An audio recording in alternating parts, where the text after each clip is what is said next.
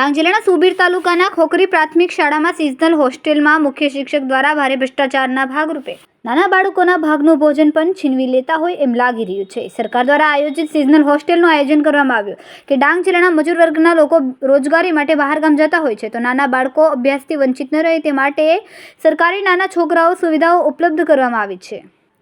અને ખોખરી પ્રાથમિક શાળાના સિઝનલ હોસ્ટેલના તો નાના બાળકોને અપૂરતી વ્યવસ્થા કરવામાં આવતી નજરે પડે છે.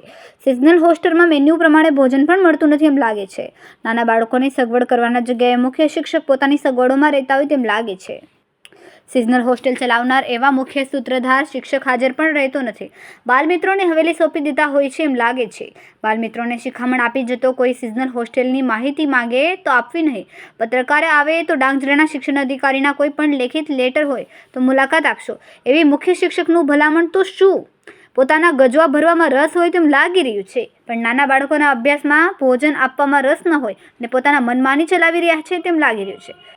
ખોખરી પ્રાથમિક શાળામાં સિઝનલ હોસ્ટેલના ભ્રષ્ટાચાર છુપાવવા માટે અનેક કાવતરું ઘડનારા એવા મુખ્ય સૂત્રધાર શિક્ષક પટેલ સંજયની ખોખરી પ્રાથમિક શાળામાં સિઝનલ હોસ્ટેલમાં કેટલાક બાળકોની મંજૂરી આપી છે અને હાલમાં હાજર છોકરા કેટલા છે તેની તપાસ ડાંગ જિલ્લા પંચાયત શિક્ષણ અધિકારી જેવા તાળિયા ઝાટક તપાસ હાથ ધરી કાયદેસરની કાર્યવાહી કરવા જરૂરી છે. Reporter Ramesh Bhala, Tehelka news, Dang.